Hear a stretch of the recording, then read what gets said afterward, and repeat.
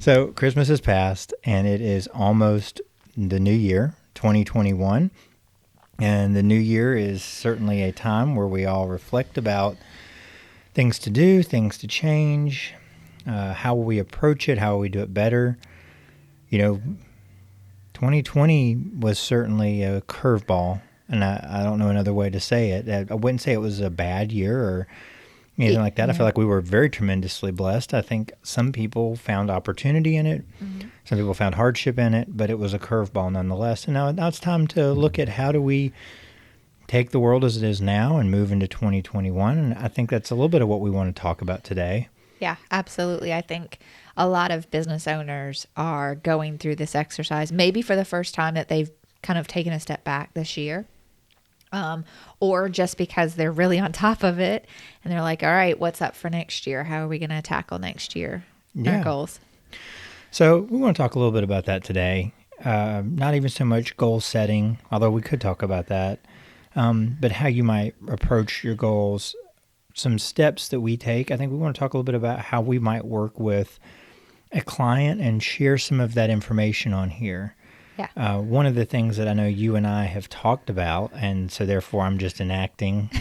You're just running with it. I'm just running with it. Is that we want to make a commitment to give more in our content and share more. I don't really feel the need to hold anything back. I don't believe that information is secret or proprietary. It's all on how you apply that information, and I think we want to give more. We want to share more because our heart has always been in it for the small business, for the startup. And even though we provide a service that bridges a gap for businesses, not every business is in the market for that service yet. Yeah, so you and I both spent last week with some solopreneurs and kind of went through some of our exercises, but we can't take them through everything. So this is through our content as a way that we can help people, business owners not ready at that to go that next level and actually spend money on their marketing. Marketing services for the year. Right. So, and diving into deep strategy, it takes a certain financial commitment. But I think that if we do what I think we both intend to do, our content can help bridge that gap. I'm not ready to invest in a deep dive strategy with you yet, but I want to work on my business and I want to get there. Yeah. And we do want to provide that. I want to provide that, and I know you do too. I know. Well, honestly, it's not just for the person that can't afford it yet that's starting out. I also think it's for the business owner who is either one, not sure how to get to the next level, definitely can afford it, just doesn't know what to do next, right? There's plenty of those guys that have like busted their butt and used grit and determination and gotten to a certain level on their own. And now they're like, crap, how do I hit that next level? I've been doing that and I'm so busy now. Mm-hmm. What do I do next? So that there's that one. And then there's the second one that's like looking into different options. Someone called them and said, hey, we can do this for you. Our favorite to bash is the people that just call up and say, hey, SEO is all you need, right? But to actually talk about how do you select, what are the right pieces that you need when you're talking with someone about working with them for the next year, for 2021, to hit your goals? How do you recognize that this is actually a service that's going to help your company and not just be another random marketing act that's going to waste your dollars? Right. One of the things that I know that we determined to fight early in our marketing career was random acts of marketing. Yeah. I've experienced them. I've certainly been lulled into them in the past, and I see a lot of businesses, that's how you approach it. It is a tactic up type approach as opposed to looking at it from the top down. If you're choosing tactics as a way to decide what to do with marketing this next year, you are forgetting a lot of steps, and you're trying to jump into step, E instead of starting with step A. And that often costs money, and it's never going to be effective, nor can you make the right decision. So we want to talk a lot about that today. Before we do, I want to shamelessly plug something that we've been doing. By the way, we don't plan this out, so I never know what he's going to say. Just roll with it. There's always a plan. We got this book. Well, I guess you could say Nikki got this book since... Either way, we got this book, and this is an early reader's guide to a book called Business Made Simple. We've been excited about this program. There's a lot of pieces to this whole program that's being rolled out with the Business Made Simple University and coaching and all these things. And we've been following this past year.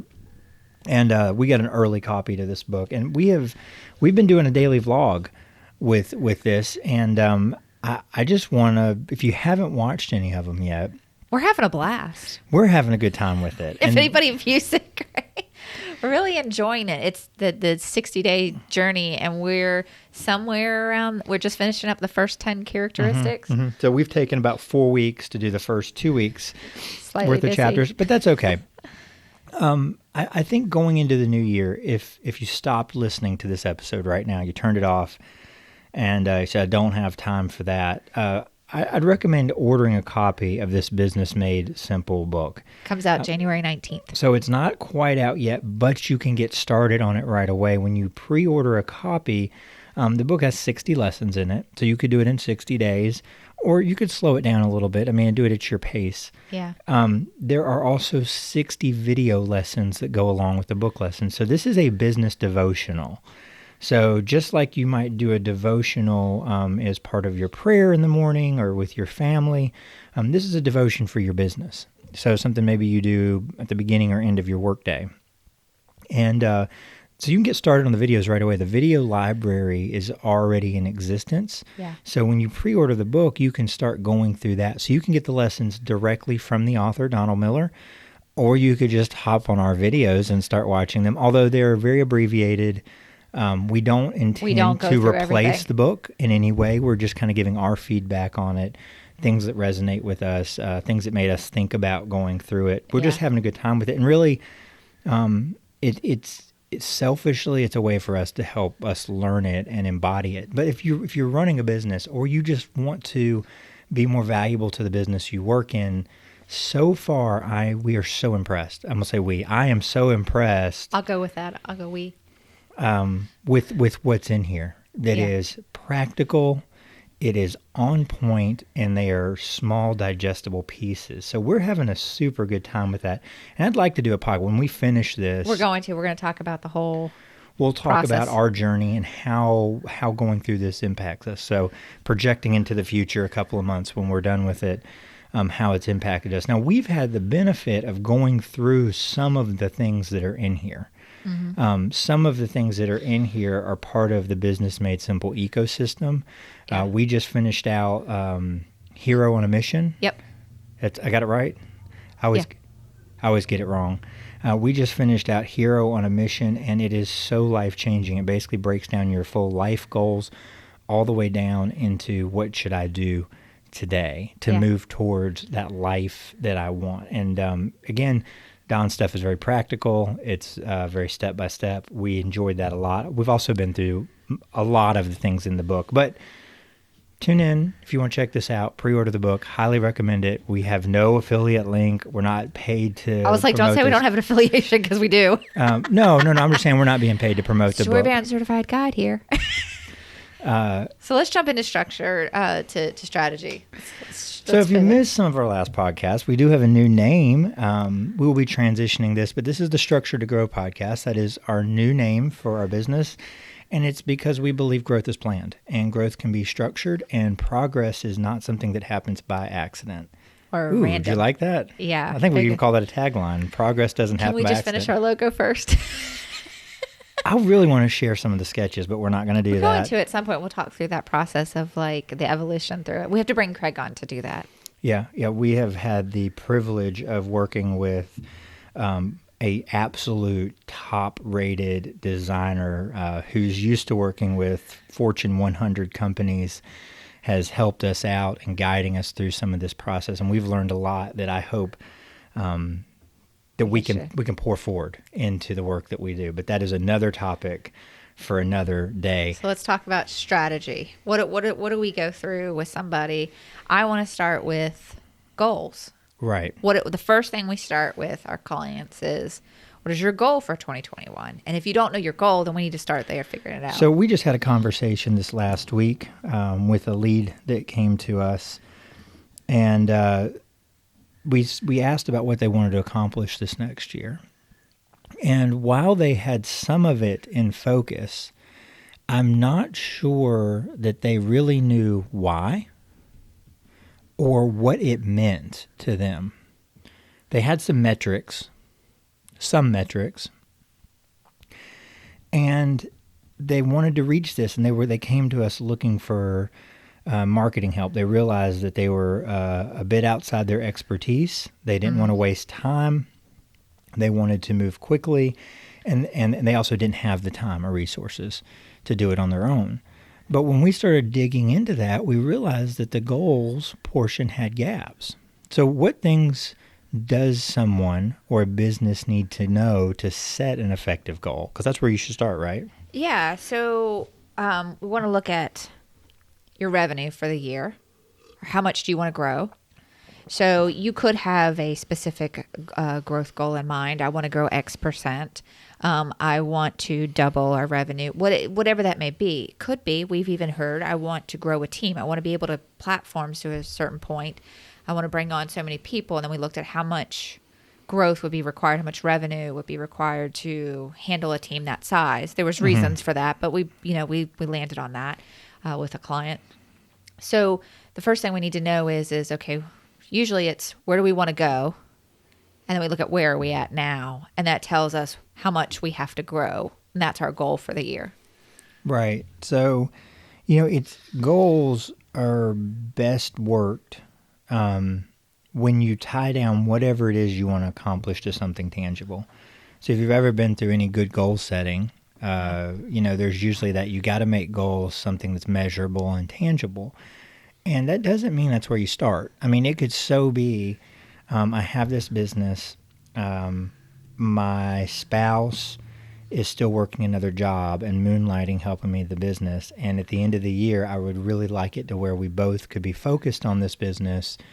And that way we can spend more time with our family, and him or her is not having to divide their attention. Yeah, so we look at what do you need to do that? Exactly. You have to take those next steps. So that's not a wrong goal to have. Mm-hmm. It's not wrong to have these goals that have these intangible elements. But then you have to ask yourself, just like you said, what does that require? Okay, so we need we have to replace a $50,000 job, let's just say, right? Yeah. And so then you got to keep taking these steps. And, without diving into the conversation of the difference between top line and net, they're not the same number. And if you're doing right, but you go through the process, right? Depending upon what your goals and what your situation is, we would go through whatever that process is. And so it helps to get that goal in business to something that is sales oriented, that's top line oriented. Yeah. Okay, so that means we have a 25% profit margin, so that means we need to sell an extra $200,000 this year. So and so you got to work these goals out to things that back you towards activities. Yeah. Right, and so that means you have to sell. You have well, before you get there, so that's goals. So the first number one thing we do is say, where do we want to go? Where are we at now? And then what's it going to take to get there? And that's where you're going right now is a process of, we would have to understand the product line, the current sales process, to be able to back your goal into what is it going to take to get there. So that could be a new product line. It could be taking your existing products and increasing them. Right? So we have to look at exactly what it is that you have at your disposal right then, and how much would it take to get to your goal? So that's part of the where are we at now. That would then be the equation of how do we get there? So, you look at this at your goal, and, the more specific you can make that goal, when you back that thing down to, I need to do this. Right, and then you look at where am I at now? So let's just say, for example, I want to bring someone home, a spouse home, so that they can work on this business with me, and we need to replace, let's just say, 50,000 salary income. We know that that's not just it. So let's add some money because there's going to be taxes, there's going to be insurance. So let's just say we need to bring in another $70,000. Would you just? I mean, No, probably 200,000 in revenue. Let's say that's what it takes. By the time you run the business, pay the people, pay the taxes, pay the things, you've got to bring in 200,000 in sales. So we've got to increase our revenue by 200,000 for this year. And then you look at our current product lines. How much does a client equal to us? A customer. So are we selling widgets? Are we selling a service? So, I'm thinking of an example we had in our head just recently that we talked about. It would be, let's just give an even number, $10,000 a person. So every person that I bring on within a year, I would expect to make $10,000 off of that client for the year. Okay. So how many clients do we have to bring in to hit the 200,000 for this year? Right. And so now that you have that firm target and you look at where you're at now, well, let's say now you're $1 million business and you're dealing with 100 clients a year. That 10 clients is very incremental versus, let's say your business is at $200,000 and you're talking about doubling it. Yeah. And those 10 clients that you're serving are maxing out your time and your ability to deliver them. Yeah. So this is where understanding where you're starting becomes a very vital portion to that goal, because now you can start seeing what the difference is, right? And that's why we can't just say you need X, Y, and Z and you're done, because we can't prescribe the medication before we understand the diagnosis. We don't understand your business versus someone else's business, their goal versus your clients are different. One client we have sells a very low ticket item, but they need him all the time. We have another client who doesn't, she does very big upfront service. There's a big high ticket, but the light, a couple years worth of value out of that client. Right. Very different projected. Yeah, when we look at, I'm thinking of 2 clients right now that we have, and one to hit the goals that they have for less incremental growth, they're talking about hundreds of transactions this coming year, maybe 1,000 new transactions, versus another client who's looking to double their business and they only need 10 new clients. Yeah. And so these create very different needs. Yeah. And this is why asking the question, should I do Facebook ads or SEO, or do I need a new website, or all these things are completely trivial questions that you can't assign any meaning to until you understand that. So then let's talk about some other things about where you're at now. It's not just how big you are, or what you're doing, or how many clients it takes. You also need to ask questions like, where do my clients come from? Well, I was going to even say before that, what do you have at your disposal? Do you already have a sales funnel in place? Do you already have a list? The one client you were talking about already had a list, but were they doing anything with that list? Right. Was there incremental business from those existing clients that was easy, low-hanging fruit that you can get that goal from? I mean, that was like the easy first step. Like, those opportunities can be looked at, or do we have to go out and find new people? Is it the same people? Adding new service to those people. So that whole process of your goals, then looking to how do we get there with the right product, how do we meet that goal, is really, really key before we even start working on the marketing strategy of how to find them more clients and how to talk to them. So I think an important thing that we could share for any business is, one of the best places to start is, where are my clients coming from today? What's working? Yeah. Like, what's working in my business? What got me my clients this last year? Yeah. Can I build on that? Yeah. Can I grow that or They've already bought that? from you. Can they buy more? Or can I get more from the same source? Yeah. Am I utilizing that method? Whatever that is, there's so many different ones, and I don't want to sit here and suggest all these specific tactical methods, because it's going to make our natural thing as humans is be like, okay, well, how do I do what they just said?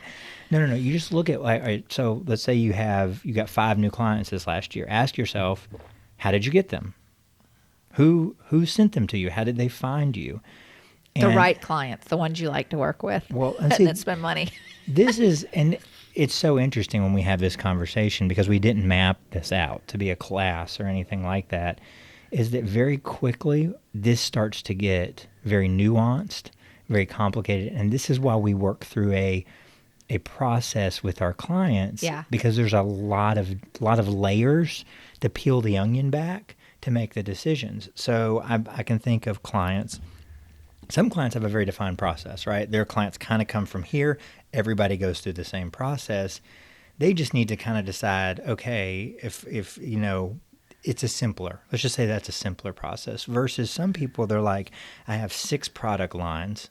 Yeah. They're drastically different clients at drastically different price points. Solve lots of different problems. And they have a lot bigger questions to answer of where do I look in all these buckets to find that goal? Because here's the wrong answer. All of them. That's the wrong answer for marketing. You need to say, okay, this is priority 1. This is priority 2. Oh, we have a couple over here that we may not want to do 24 months from now because all they do is suck our resources. And they're not profit makers. They're not profit makers. They're not pushing into the future. And it's not just a dollar figure, right? So you might have transactional business that is profitable, but it's very resource intensive. It has no recurring nature to it. And they take forever to get them on board, and then they're gone. Whereas you might find over here, it's like, oh man, we can just dig up these medium-sized clients, and then they just buy and buy and buy. Yeah. There's a lot of questions to ask. Yeah. I had a conversation with one of our clients, and he was describing the difference between, they have one client source who is more commercial, industrial in nature, right? And he said, these people are so easy to deal with.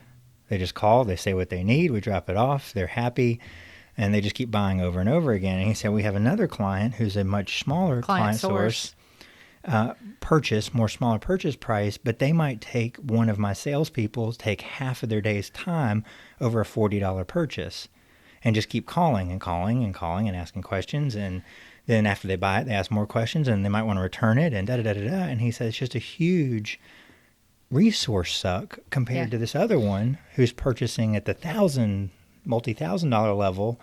But that's not the only evaluation. I mean, that's a very simplistic, boiled down analysis of clients. It's just one piece of the picture, but that is an aspect of it. And that's why we don't just rely on one question or one exercise to go through this process when we do a full-on strategy with somebody. It is a lot of listening. It's a lot of questions. It's a lot of like, wait a second, I heard this. Let's pull this exercise in because I feel like we need to do that. It's not as straightforward as, okay, we're going to do a website, then a lead generator, then we're going to do, like this Facebook campaign, ads campaign, and then we're going to do, because that's not necessarily. That's exactly right. So just to kind of boil down, so we're not being confusing I got it right here. And dodgy. Goals. When you are considering what part of your business to grow, I'm just going to give you kind of 3 points to consider. Okay, that's good. We like 3. 1, what is the opportunity at hand? So we could call this scalability, but this is not just your ability. So it's your ability to deliver and the amount of opportunity that's there. How many people does that problem affect? What is your audience around you? Yeah. What is the lifetime value of that client? Yes. Even if it's a $40 ticket today, does that lead into? Yeah. Or is it easy to sell that $40 ticket to 10,000 people? Yeah. So you need to say, like, based on how I serve these clients, how can I service a lot more? Is there a lot more of them to find? And does it serve me well to grow this in the future? So you have that scalability side to it. Yeah. All right. So that's point 1. Point 2 is, does this represent a innovative or unique offering in the market? Mm-hmm. So does this part of my business solve a problem in a different, better, faster, cheaper way than the ones my clients are offering. So let's say that you are selling products that every other person in town also is licensed to sell. I was thinking of like the cereal box aisle. Like, why would you go make another cereal?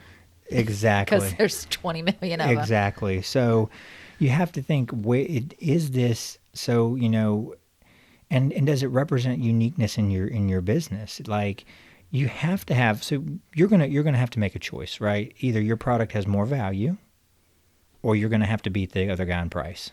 Yeah. You can't. There is no middle ground. There's no third option. You're either gonna have to win on price, or you're gonna have to win on value.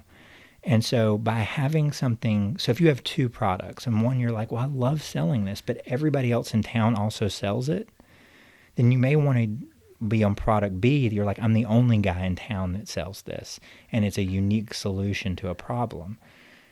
Competition, the competitive marketplace. So I think right now, like one thing we talked about in another podcast we did, was all the sweepstakes that go up, goodness, or yes. the vape shops, Oh, yeah. or the CBD shops. It's just one thing after another, right? So, so-and-so knows so-and-so. My cousin's brother opened up a CBD store in this town, and he made all this money, so I'm going to open up a CBD store, and then not realize that there's 10 other CBD stores in your tiny little town, and every time a new one opens, there's less money to go around, right? It's just, you're not increasing the market around. There's only whoever's in, taking that product, you're just splitting them.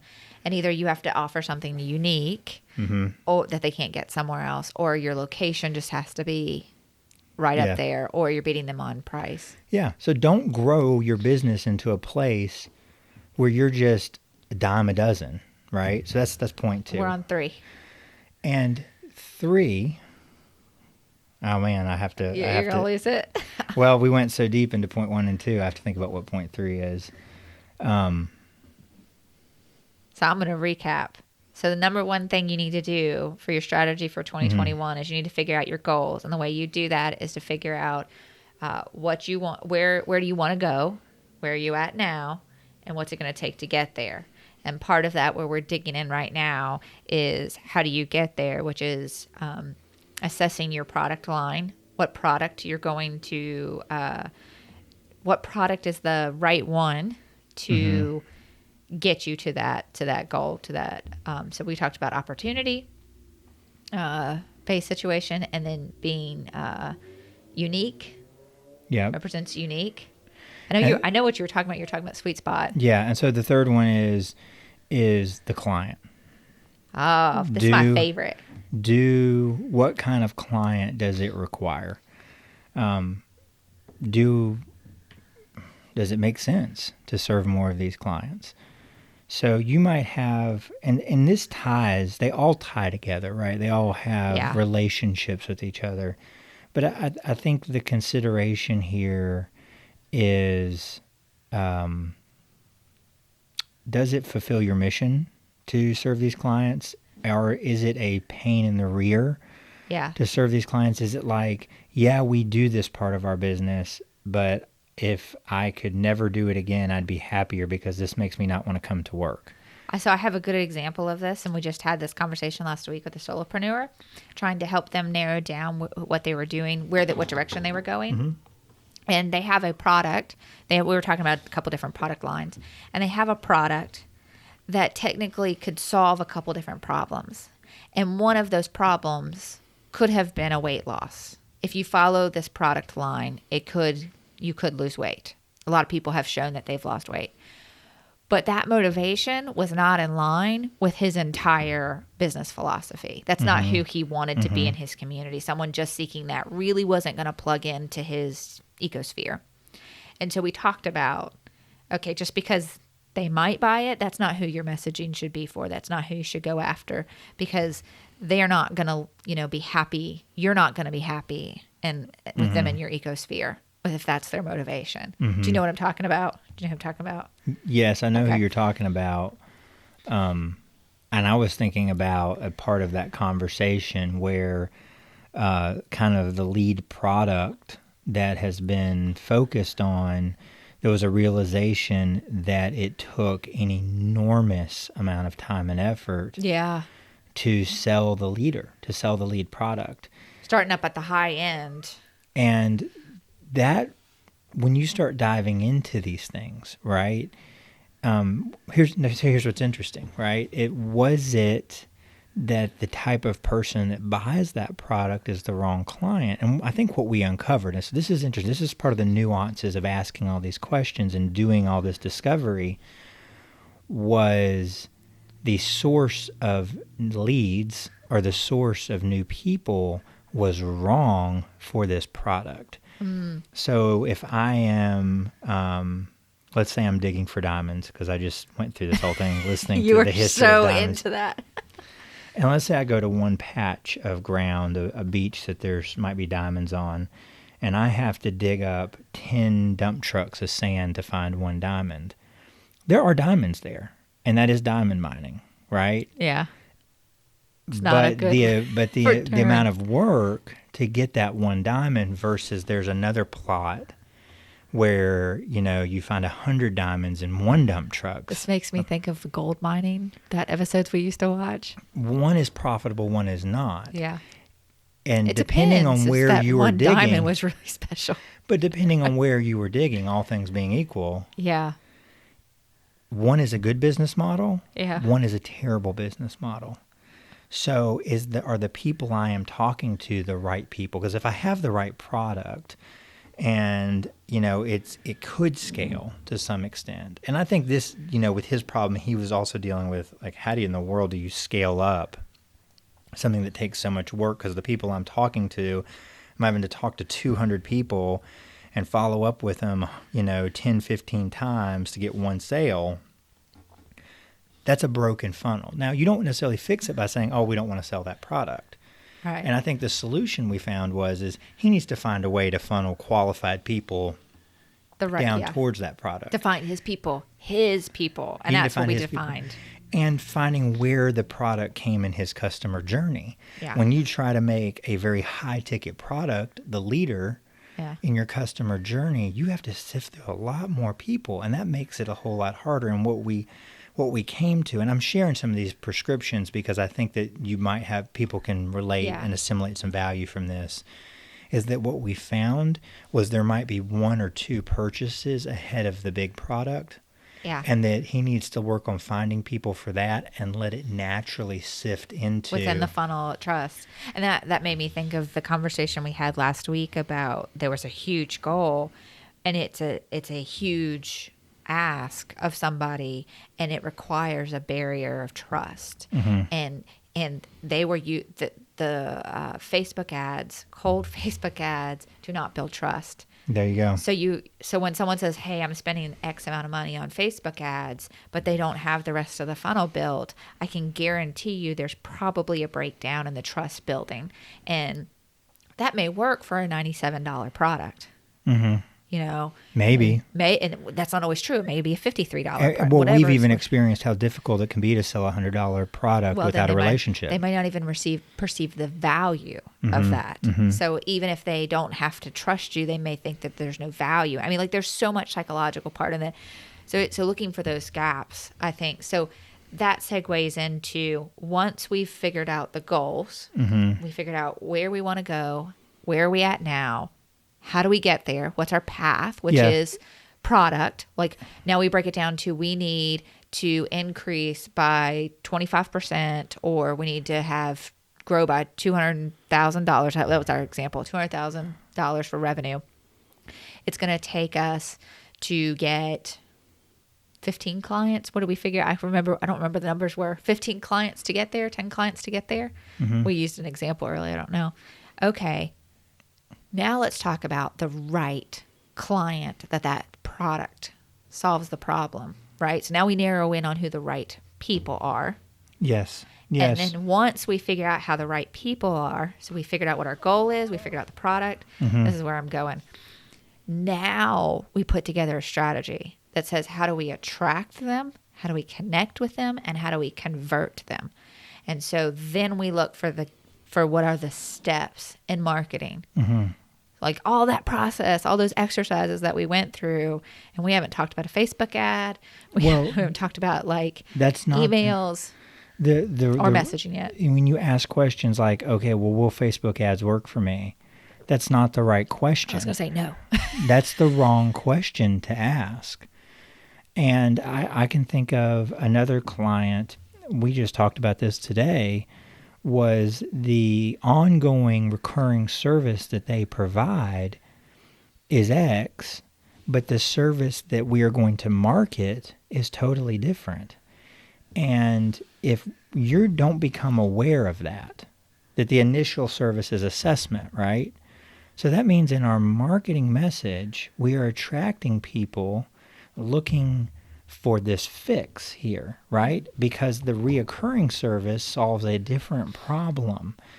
And until you get all this worked out, like what this looks like, you can't come up with marketing tactics to sell your wares. You can't do those things. So once you know what that leader is, who's buying that, then you can start talking about, okay, where am I going to find them? What am I going to say to them? Yeah, what's my brand message? What is my message for this product? What problem am I solving? What value can I provide to them to build a relationship, knowing that they're not going to trust me? And then what is my process for creating a foolproof follow-up system that allows me to stay in front of them till the time is right? Because never underestimate the power of timing. You can have right client, right product. When the timing isn't right, they're not going to purchase. They don't need you just a moment, or the pain isn't so great. It's a motivator in between. And the prescription is always going to be different based on all of those factors. You know, if you have a dynamo website, we maybe don't need to blow up your website and start over. But if you don't have a website and you're running Facebook ads, where are they going to? That's not going to work, you know, unless some person's going to say so-and-so does it. You know, Facebook may not be where your ideal client is hanging out. It may be LinkedIn. They may not be online at all. Yeah, we've run into that a lot. You can't prescribe. So, I mean, can you increase your business on the internet? I'm going to say yes. Yeah, a lot of people can. It's not if you can. It's how do you, right? Yes, that's right. It's not, will Facebook ads work for me? Because I'm probably going to first say no. More than likely not. Because if you're asking me that question, you probably don't have all the pieces together aligned to make it work. So yes, they can work for you if you have the whole structure put up in place, and it's very complicated. And I'm going to say usually don't try this at home, folks. That one is a don't try this at home, or you're just going to waste your money. Right. I mean, I think about when you think about Facebook ads, that is not it's not even as simple as a billboard ad. Like which billboard do I choose? Which people, I think, really just choose it based on what's available that the lease ran up on. But, you know, and if something worked in such a high, great economy and before 2020, and people were like, because I know an example, someone's like, I just put $3 in and got a several $1,000 client anytime I want. You know, I'm going to say most people that's really not going to work for. I know it's not really going to work for. And so the easiest way to burn money, it's like gambling, it's like going to the sweepstakes, is to try to do that if you don't have all the pieces in place. And so you actually have a better chance of getting your money back with scratch-off tickets, lotto tickets at the gas station than you do of putting money into Facebook and breaking even on it. And they can take your account away. Like for simple things, we had a conversation with somebody recently, and they were like, I don't understand why they keep flagging it. And I was like, it didn't even hit me at first. And I was like, oh, wait a second. You don't have a privacy policy. And they were like, oh, no, I don't. No, and it was actually a client and who had just finished telling us how they had just finished all of Facebook's advertising courses. Yeah, I think it's called Facebook Blueprint or something. And they didn't know that. And that's no dig on them. It's just don't think that you can do a little bit of free homework and you're going to get this down. I think they even paid. Yeah, and Facebook is... The types of funnels that you can run on Facebook. I mean... You could run a straight ad to a website, to an e-com website. You could run ads to lead generators. You could run ads to webinars. You could run a retargeting campaign. So many of You them. could run chatbot campaigns. You Yeah. could run And that goes back to we don't- tripwire campaigns. I mean, the reason I'm saying all this is I mean to overwhelm you, because you have to not only make those decisions, but be willing to potentially test out 3 or 4 of them to see what works. and know what levers to press when it doesn't work. So when said strategy doesn't work, do I adjust the landing page? Do I adjust copy? Do I adjust color? Do I adjust the ad? Do I adjust the audience? And if you don't have a grasp on that, you can just put quarters. It's like putting quarters into slot machines all over the place and not knowing what's going to happen. I want a replay of that one. Well, I even think about the person that we talked about, solopreneur, got excellent results on a webinar, a summit that he did. And awesome. So how he put the pieces together, which is not easy to put that summit together. But then he didn't have he didn't have a next step. He didn't have a call to action. And so he was like, I got X amount of people. And we were like, great. What did you do with them? And he didn't do anything with them. Yeah, I said nothing. Nothing was the answer. And so that could be again, a that's gap. not a dig on him. No, it's just it's complicated. And so you can't do random acts. You can't say, I'm going to do this. So-and-so on a YouTube video did this. Or someone called me and said, do this. If it's not connected, and that's the importance of why we recommend to go through a strategy process first, because you could be doing X, which may turn results, but it may not be connected to with your actual goal for the year. Right. And so we start there. We start with identifying where do you want to go? Where are you at now? What's it going to take to get there? What's the right product line to get there? Who's the right client on to get there? Before we talk about where to go find that right client and how to talk to that right client. Right. So you have to be willing to do some research. You got to be willing to do some introspection. And you need to know some of your numbers going into this. The less you guess, the more you know, the better answers you'll be able to ask to some of these questions. You got to know the questions to ask. And this process is let's talk about it. So let's go back to the goal. Say your goal is to bring your spouse home, or say your goal is $200,000 in revenue. Say your goal is $1 million. That's what this process is worth to you to go through. And so you need to be thinking about the investment that it will take to get there. And so regardless of how you do it, but even if you are marketing on your own, you are going to have to make the investment. I think a rule of thumb is that marketing is good marketing, not poor marketing. Well, I think you should expect this kind of return. If you're doing it right. Yes. You can't just throw this at the equation and make it work. You can't put it in the slot machine, the Facebook slot machine. No, it doesn't work that way either, but you better expect 10%. 10% is good. If you can put $1 in and get $10 back for your marketing efforts, that is a win. I know everyone would play that slot machine, right? All day long. If you are doing it yourself, I know businesses that have doubled in business every year only to find out that when they hit their big goal, that they were spending 18% in marketing. And the difference between 10% and 18% in marketing is being a very profitable business and being a business that's making no profit. Yeah. Or they were just it wasn't generating. All their people were so active and so busy and so doing that they weren't actually focused and it wasn't connected. And so they were just causing more problems. They were breaking the system versus actually moving forward. And people find themselves spending resources on things and they don't know what is working and what's not working. Yeah. So that's a down the road conversation, but there are definitely a lot of pieces of this. So I do want to boil down the next steps here. So once you know where you want to go, once you've decided where you're at and what you're going to use to get there, at the very least, just make this as simple as possible, you need to come up with I'd say 1 to 5 items. I would say 3. Well, I think 3 is good, but it might not be 3. Okay. Well, I think you are on point. You're on point because I have an answer for this.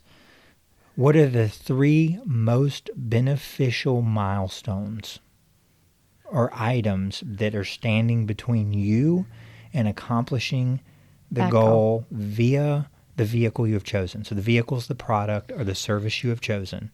So I'm going to grow service B by this many units to hit this goal. Yep. What are the 3 most important objectives that I must overcome to get there?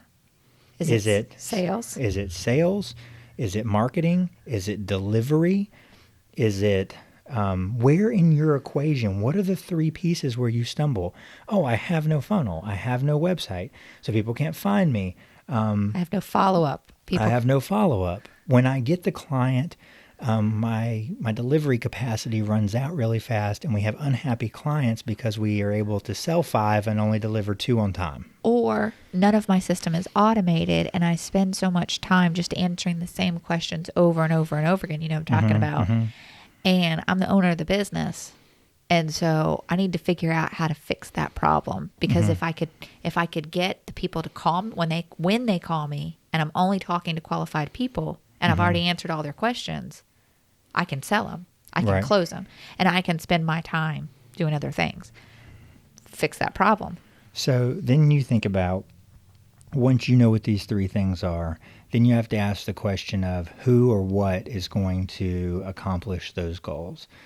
So you need to be wise. This requires a ton of wisdom. Do not willy-nilly make that decision and say, the secretary? The secretary up front can handle goals 1 and 2. Or just say, I need to post social media. Yeah. Don't do yourself the disservice of just throwing that to your team. You need to ask yourself the question, if I want to grow it by 10 and I have to put in 1 into the investment engine, where do I put that 1 that's going to help me get to the 10? Yeah. Right? And so this is where the smart business knows that they need to outsource to the right professionals who can do the job efficiently. And for most small businesses under probably 50 million, they need to outsource. Billion-dollar businesses outsource this stuff because they know when it's in-house, it's never done efficient. Yeah. You know, you worked for a giant Fortune 100 corporation. With lots of people with MBAs. And they still outsourced a lot of these types of marketing activities. This type of, so they still had it serviced with creative agencies. Because the creative agencies are efficient and they have full-time people that deliver these things. And we had a creative department. We had marketing departments, and totally. So don't be afraid to outsource it. If you have a person in your business and they're an excellent salesman, let them sell. If you have a person in your business that's excellent customer service, let them do that. If you have a person that's an excellent manager, let them do that. And don't distract them or dilute them by hiring one full-time person to do the job that really a team should take on, because you can buy a fractional portion of a team through outsourcing. Yeah. This is the beauty of contractors. We need to do a whole section, whole podcast on outsourcing, because that's the modern structure today that a lot of people are utilizing and winning so much more. They're getting so much more experienced and value within their outsourcing. Those needs than they are hiring somebody local. You need to let that go so that you can get more value out of that money. You think of these people as your advisors. Yeah. And I remember years ago, I read Robert Kiyosaki, and I believe it's in the second book, Cash Flow Quadrant. And he talked about Rich Dad. And Rich Dad said, I am willing to pay for my advisors. Whatever they are worth, he said, I have the best. I have the best attorney. I have the best accountant. I have the best real estate agent. I have the best whatever advisor. He was in a real estate business, so he had real estate-centric and legal-centric advisors. In today's modern world, you better have the right marketing and business structure advisor as well, that are seeing your blind spots and are able to pull their weight far more than what you pay for a piece of their time. Technically, we believe that the best situation for any business owner is to have a great business coach, a great CMO group for you, and a great CFO group for you. And that's really probably once you get to at least 20 million. Once you get to anywhere between $500,000 and $1 million, you're at a place where you need to be thinking about having those things. And the beauty is, because you're only buying a small fraction of these people's time, you can't afford that, as opposed to trying to hire one $35,000 a year employee. That's not going to cut it. I remember when I first left, somebody wanted me to do some consulting work, and they talked about it and value, and they were shocked because they thought that they could get somebody at a high level at $30,000 for a year, and it's like, that's not going to cut it. That's like what you pay somebody straight out of college that doesn't have the experience. Exactly. Exactly. So that was a big circle. I hope that you found this helpful. This is a little bit longer podcast than we normally do. Yeah, we went a little bit in depth for somebody that's looking at it, but the key takeaway is if you want to grow, if you want to achieve a goal, you need to go through these steps to reach your goal. I mean, I know this may be past 2021, but we hope at this point everybody's looking at how to achieve 2021 goals, setting goals they should be. They should be going through this process to be able to hit it, because if you don't have a plan, if you don't have a roadmap, if you don't have a blueprint, you can't build a house without a blueprint, right? No. Can you do that? Even as experienced as you are, could you go build a house? Not a very good one. Would you ever? No. Even drawing it out, still. Even plans that don't have good measurements on them, that don't have enough measurements Not on connected, them, right? it is going to make your life miserable. Yeah, it will not come out with the outcome you so desire, right? Or you're going to have to work 10 times as hard for the same result. Either way, it's not the efficient way to do it. So we highly recommend to hit whatever goal that you have this year to start with building your plan. Start with your plan, because if you plan to succeed, if you fail to plan, you plan to fail. So plan so you can succeed. Goal, where am I at now? Connect the dots. Reverse engineer the best way to get there, and don't overcomplicate. Sometimes the solution is simple, and you're like, oh man, if I just keep doing what I'm already doing, but that's going to require me to do 2 or 3 hard things, then that's the best path. Yeah. So anyway, I'm really excited about 2021, and I hope everybody else is, because we have a week left in 2020. I know not everybody saw the greatness with it, but I think that no matter who you are, you can see some benefits. Maybe you focused in on what was the priority. Maybe you let go of things that were distracting you. Mm-hmm. Maybe you connected deeper with people, or focused. Maybe you pivoted. You said, you know what? I don't want to do this anymore. I want to do this. And you made that choice. Whatever it is. Mm-hmm. I think we found a lot of great things to focus on in 2020. I'm excited for 2021. We're going through this process. We're taking our clients through this process. Yeah. And we'd be happy to help anybody that had questions. If they should go through this with their business, we're happy to set up some calls. So if somebody wants to get in touch with us, they have some specific questions, they just like to pick our brain for a discovery call. However they're watching this, because they're probably watching this either on LinkedIn or Facebook, the easiest thing is to just message us. Yeah, send us a direct message, and we can